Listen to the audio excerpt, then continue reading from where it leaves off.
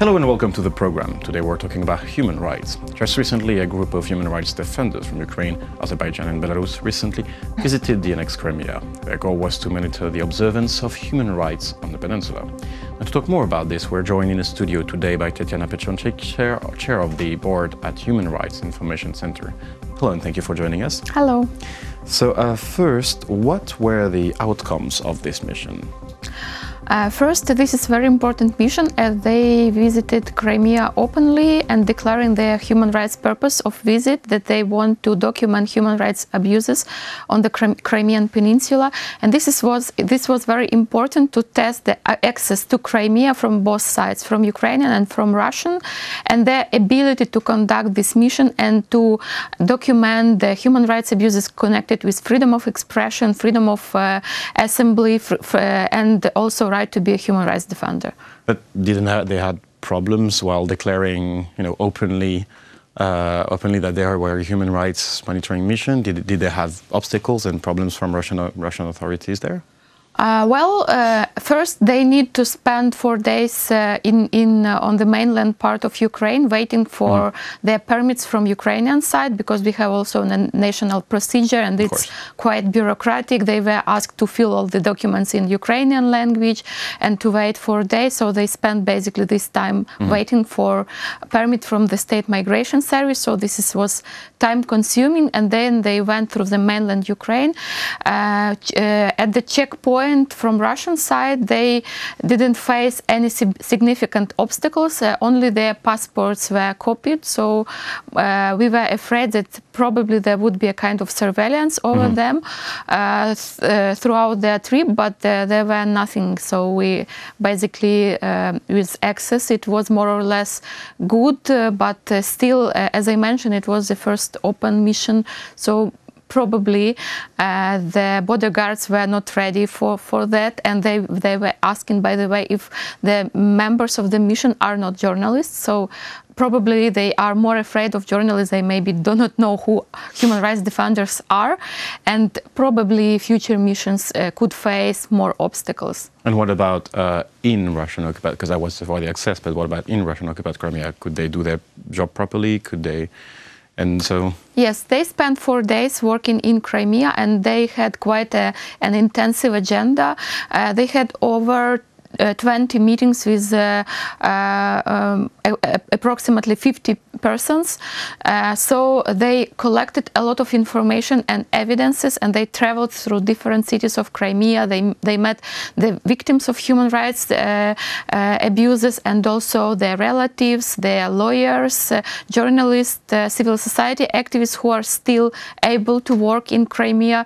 So they basically collected a lot of interviews, and now mission is preparing its report, which is going to be published in October.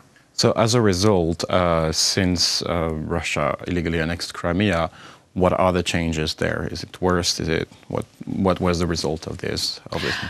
They were interested to see the changes. For example, how the pressure on civil society, on journalists, is reflecting into the ordinary life of the activists. Are they more afraid to speak freely now, or to write something to social networks, or to have some public demonstrations or not? And what happened to political prisoners and those movements who helped them, how they are repressed from different sides, and what obstacles they faced in their activity. So basically they were studying different aspects of freedom of expression, freedom of peaceful assembly, and other basic freedoms, how people, let's say almost 5 years under occupation, how people still can use at least some of these freedoms, and what are the the gravest violations.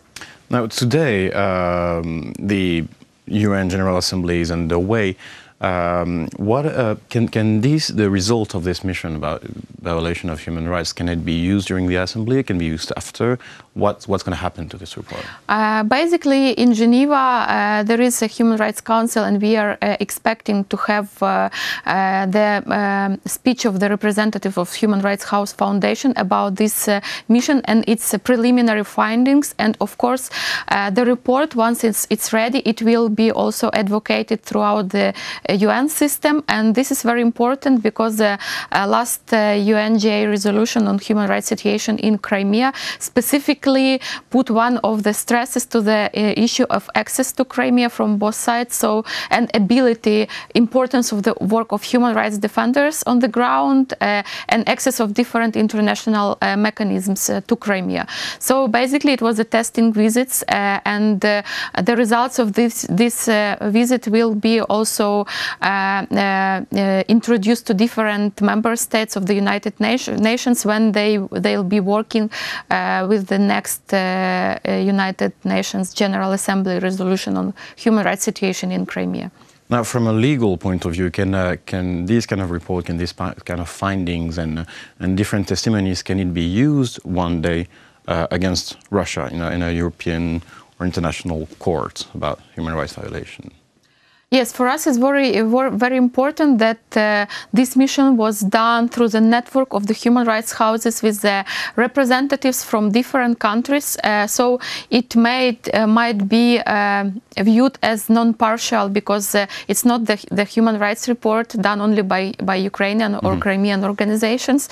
So they can tell with their own experience about it. And the second, of course, when it comes to legal perspective, we are expecting some first decisions of different international courts, European Court on Human Rights, and also International Court of Justice and ICC, where the case of Crimea is being considered. And we think these reports from different independent missions can be useful and important for these courts when they will take the issue of human rights abuses in Crimea. No, that's important. That's interesting that you raised this idea of a transnational mission. Can we imagine other transnational mission like that afterwards, maybe in Donbass or in these areas? And also, how does it give more legitimacy to that kind of work instead of just having one side? It's a very difficult situation because Crimea is basically a gray zone. None of the international intergovernmental organizations like UN, OSCE, the Council of Europe are being able to work in Crimea or to visit Crimea. The last visit from these organizations were only from the Council of Europe in 2014 and one in 2016. And after that, there were no one visit from official international missions and organizations. So when it comes to the visits of non-governmental organizations, I think it's very important because it's like supplementary, and it can still give information from the ground, because these organizations, they are still able to visit Crimea, to reach people on the ground and to collect their evidences. And this is important to share it then through the UN system, OSCE, Council of Europe, and other international organizations. And do you think it might give more leverage, more pressure, because it's an international team, towards Russia than the other previous attempt to raise awareness? We did quite a big advocacy rounds throughout two previous years in regards with UNGA resolution on human rights, and we were reaching out the countries who abstained in voting for this resolution, and so we were working with them why they didn't vote in favor of this resolution. And often they said, this is not a not pure human rights issue. It's just a geopolitical struggle between Ukraine and Russia. We do not want to, we want to be friends with everyone. But with this mission, we want to show that it's pure, clear human rights issue. This is non-biased, non-partial mission from other countries, human rights defenders that work in Azerbaijan, that work in Belarus. They also, by the way, have very grave situation with human rights in their own countries, and they were able to compare. And what I learned from my colleagues from Belarus, they said that situation in Crimea is worse than in Belarus. So they were quite prepared for the visit, but when they came back, they were quite shocked with the level of pressure in Crimea, and especially because it has no access of human rights defenders and international missions. Therefore, I am convinced that we have to continue to work with our colleagues from international organizations, so they make new visits and they collect more evidences in Crimea on the ground. And now to conclude this interview, so this report is going to be published, evidence is going to go out. How is it going to be used? What's next for the report? Yes, we'd like to have some international advocacy on the level of UN, maybe European Parliament or other intergovernmental organizations.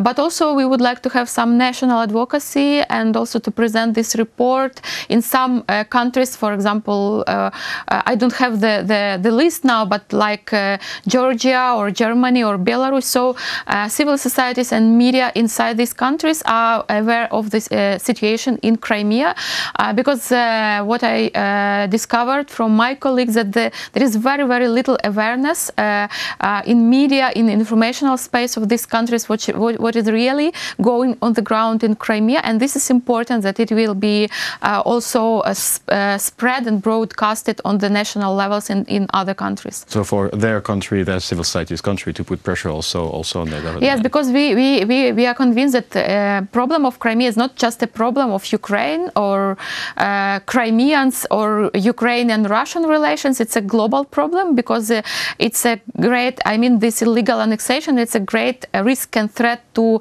the collective global security, and neither UN nor any other international organizations were able to prevent and to stop this illegal annexation. Therefore, we think that the human rights defenders from other countries internationally, they have to be included into this monitoring and also to work on the improving of the situation on the ground. And the best way is to shed some light on the situation, what is happening there, and help those victims that are under occupation, that are suffering from expressing their views and other things.